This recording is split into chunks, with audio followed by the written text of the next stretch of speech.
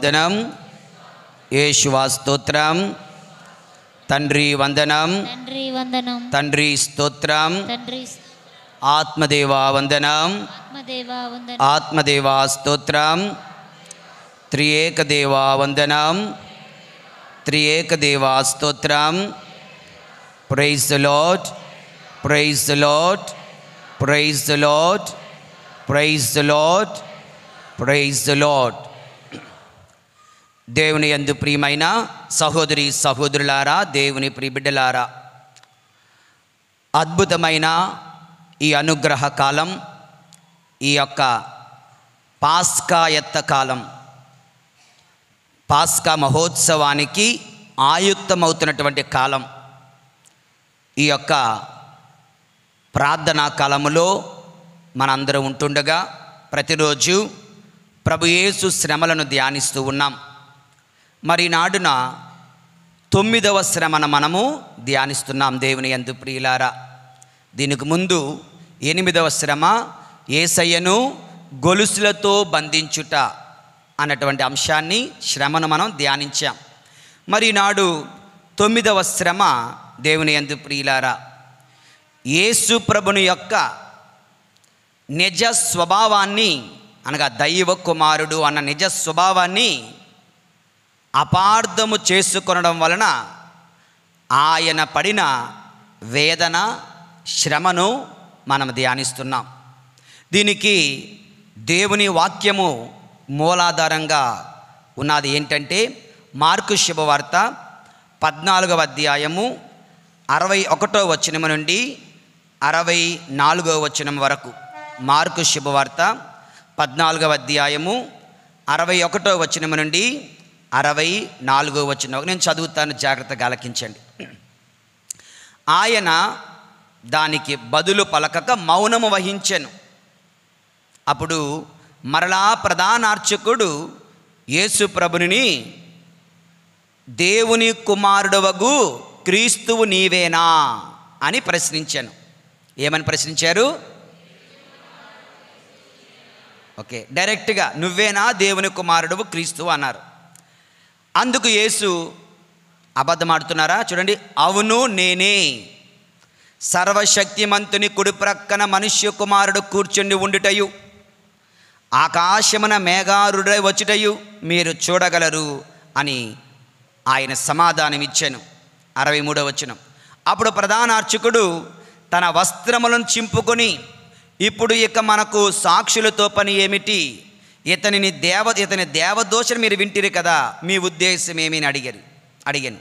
వారందరూ ఏకకంఠముతో ఇతడు మరణదండనకు పాత్రుడు అని గట్టిగా కేకలు వేసి నిర్ణయించారు. దేవుని యందు ప్రియమైన సహోదరి సహోదరులారా, అది 9వ శ్రమ. యేసు ప్రభుని యొక్క నిజ స్వభావాన్ని, అనగా ఆయన దైవ కుమారుడు, క్రీస్తు, లోకరక్షకుడు అన్న his real nature, his real identity, they are rejecting his real identity. They are misunderstanding his real identity as Christ the Lord. దేవుని యందు ప్రియులారా, సాధారణంగా ఇతరులు మనలను అర్థం చేసుకోకపోతే ఎవరమైనా సరే తీవ్రమైన మనోవ్యధకు గురవుతుంటాం. నన్ను ఎవరు అర్థం చేసుకోవటం లేదు అని చెప్పి. యేసయ్య జీవితంలో కూడా ఇదే పరిస్థితి నెలకొంటుంది. ఈ శ్రమలో దేవుని యందు ప్రియులారా, తన కాలంలో చాలామంది అతని నిజ స్వభావాన్ని, నిజ రూపాన్ని, అనగా అతను దైవ కుమారుడు అన్నటువంటి నగ్న సత్యాన్ని ఎవరూ అర్థం చేసుకోలేదనే చెప్పాలి. ఆల్మోస్ట్ ఎవరూ అర్థం చేసుకోలేదు. ఆయనే దైవ కుమారుడు, లోకరక్షకుడు, క్రీస్తు అని.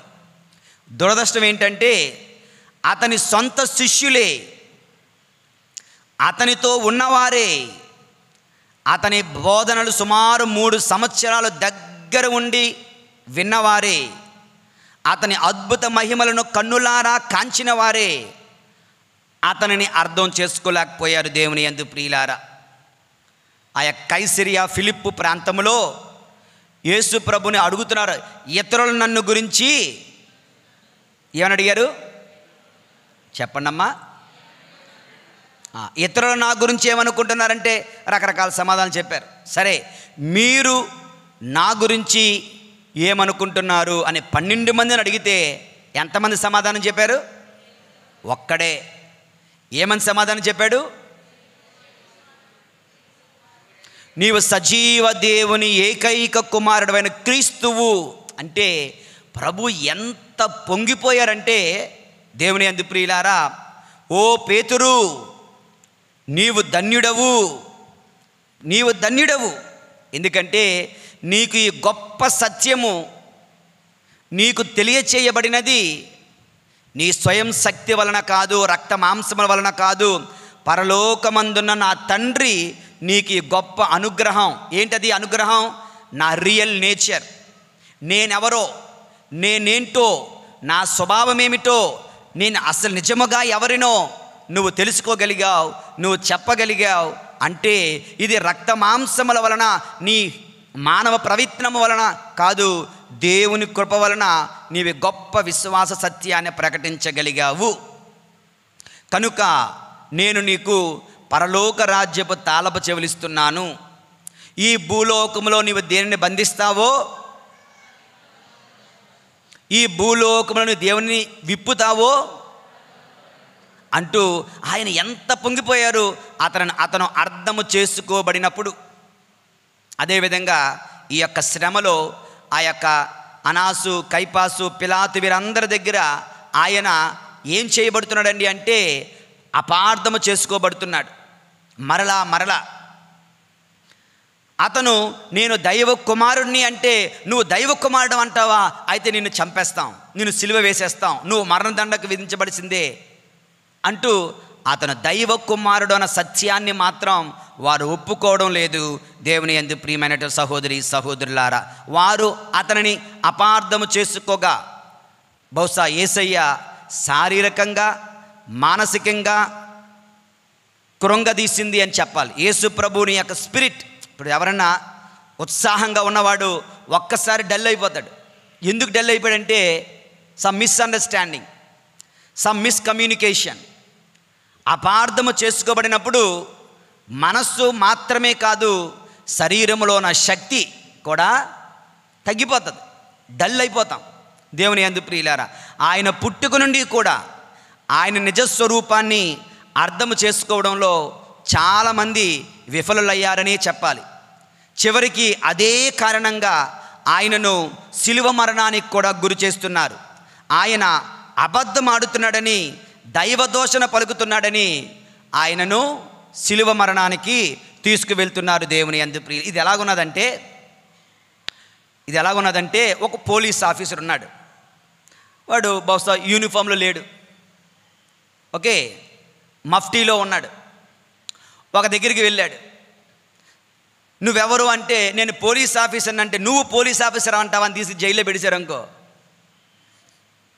ఎంత బాధ ఉంటుంది. అరే బాబు, నేను నిజంగా పోలీస్ ఆఫీసర్నే అంటే, నో నువ్వు పోలీస్ ఆఫీసర్ కాదు అని తీసుకెళ్ళి జైల్లో పెడితే, ఒక కలెక్టర్ని నువ్వు కలెక్టర్ అంటావా అంటూ అతను తీసుకొని జైల్లో పెడితే,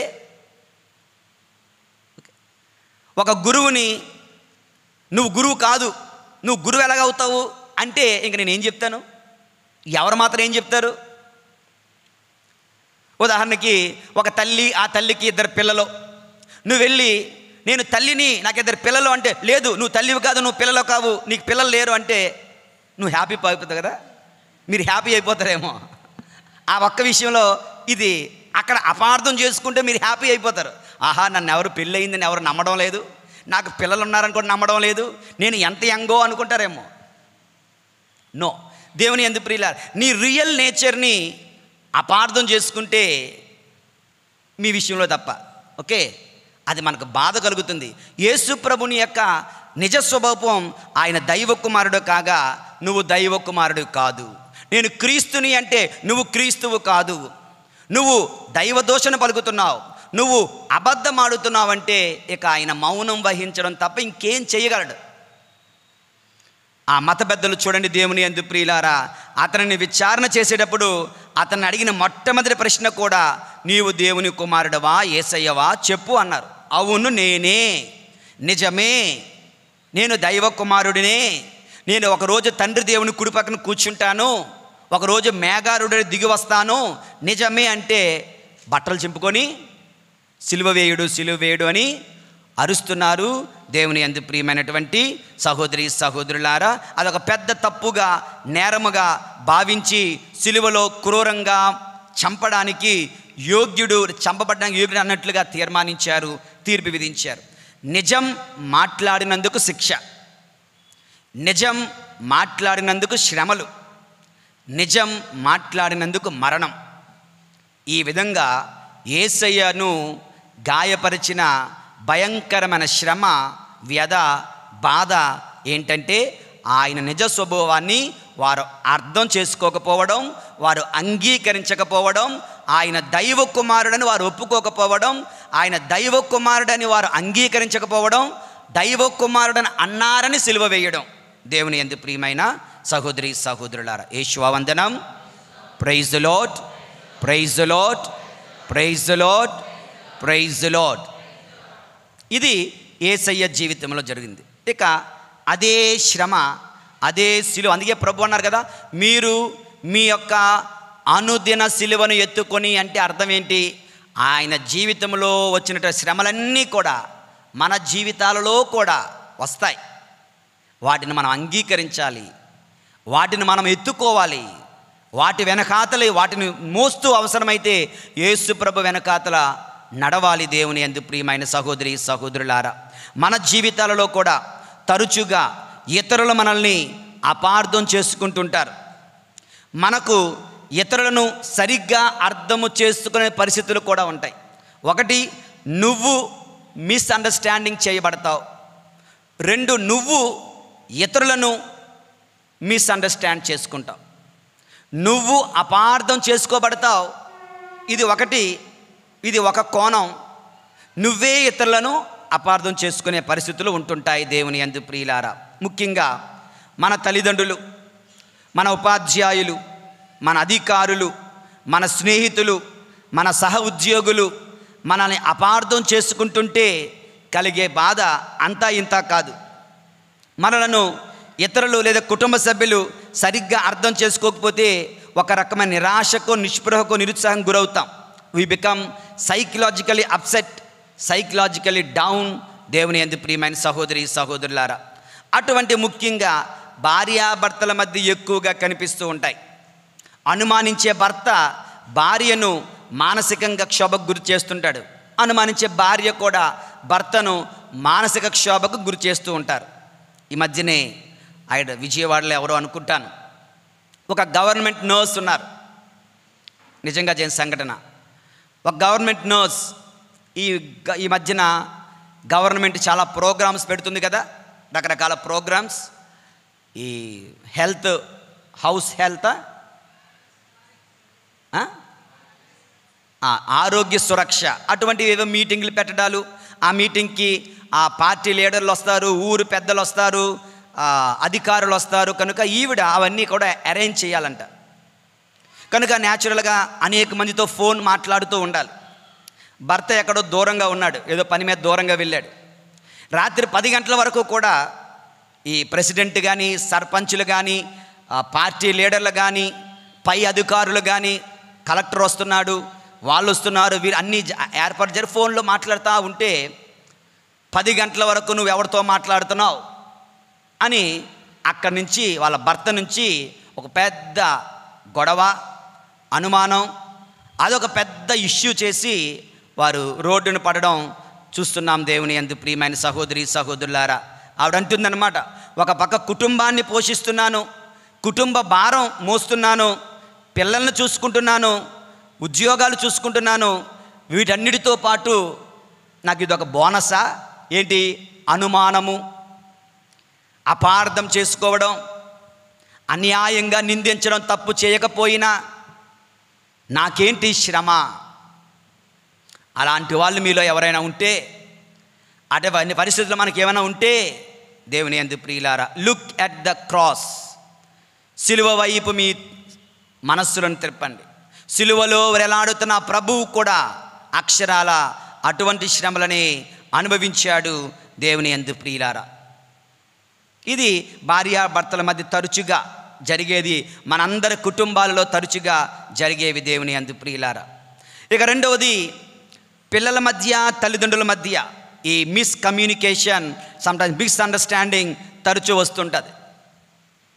ఓకే, ఈ మధ్యన తల్లిదండ్రులు పూర్తిగా వదిలేశారు పిల్లల్ని. నేను అడిగితే, ఒకప్పుడు పిల్లవాడు బయటికి వెళ్తే, ఎక్కడికి వెళ్ళావురా, ఎప్పుడు వస్తావు, ఎక్కడికి వెళ్తున్నావు, ఎప్పుడు వస్తావు చెప్పాలి, ఫోన్లు అవి లేనప్పుడు.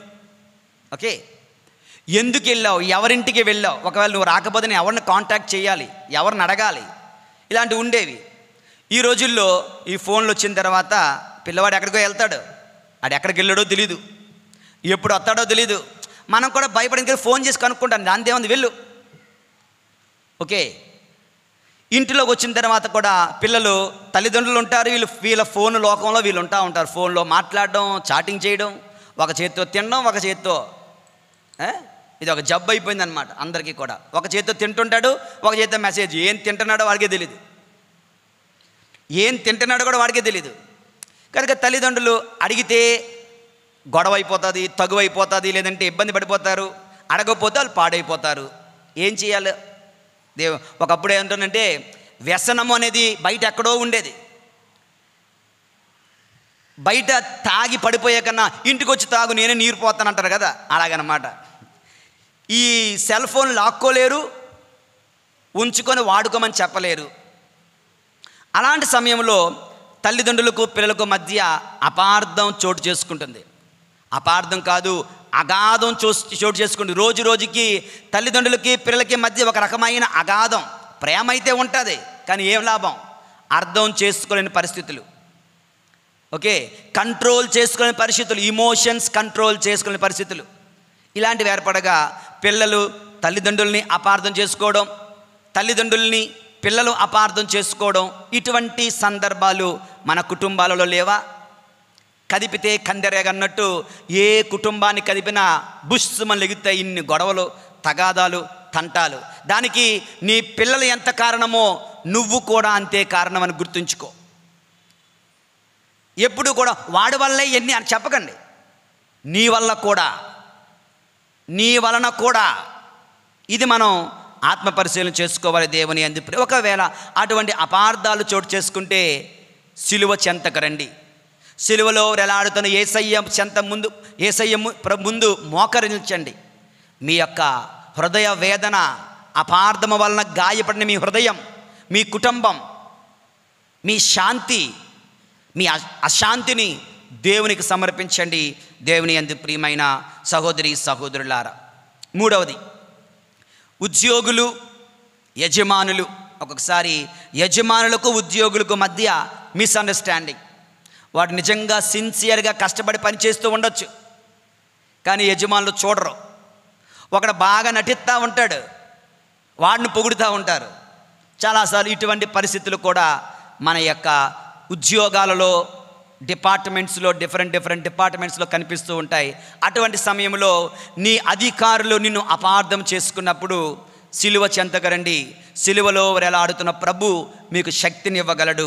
దేవుని యందు ప్రియులారా, భార్యాభర్తల మధ్య అపార్థాలు, తల్లిదండ్రులు బిడ్డల మధ్య అపార్థాలు, యజమానులు సేవకులు ఉద్యోగుల మధ్య అపార్థాలు, ఇది కేవలం మీ మధ్యనే కాదండోయ్, ఇది గురువులమైన మేము కూడా, అమ్మగారులు కూడా, మఠవాసులు కూడా, నిరంతరం ఉదయం లేచిన వెంటనే ప్రార్థన చేసుకునే మఠవాసుల మధ్య ఇటువంటి సమస్యలు లేకపోలేదు.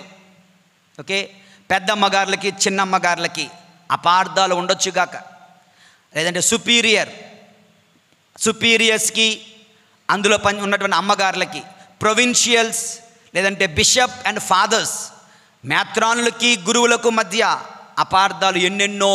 దేవుని యందు ప్రియులారా, ఇది మీకన్నా మాకే చాలా ఎక్కువేమో అనిపిస్తుంది.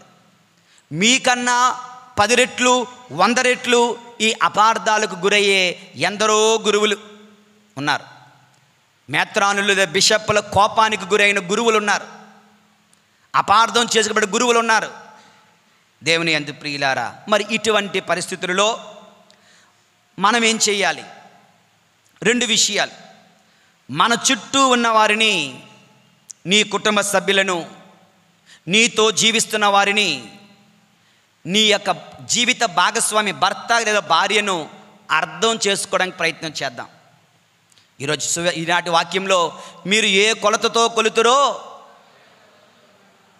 చెప్పండి. ఈ ఖాళీలు పూరించండి, అలా వదిలేకండి. మీరు ఏ కొలతతో కొలుతురో అంత గట్టిగా చెప్పాలి, ఎందుకంటే ఇది రికార్డ్ అవ్వదు. మరి రికార్డ్ అవ్వాలంటే గట్టిగా చెప్పాలి. ఓకే, చెప్పండి. మీరు ఏ కొలతతో కొలుతురో అదనమాట. లేదా నా ఒక్క మాటే రికార్డ్ అవుతుంది, ఆ డాష్ అలాగ ఉండిపోతుంది.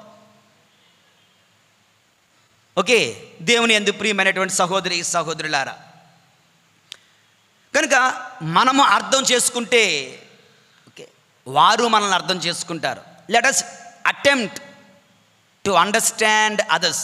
జీవిత భాగస్వామిని, బిడ్డలను, తల్లిదండ్రులను, సహ ఉద్యోగులను, నీ క్రింద పనిచేస్తున్న పనివారిని, గురువులను, మేత్రానులను, అమ్మగారులను, మఠవాసులను అర్థం చేసుకునే ప్రయత్నం చేద్దాం. ఈ తపస్సు కాలంలో మనం చేయదగ్గ గొప్ప పుణ్యకార్యం ఇదే.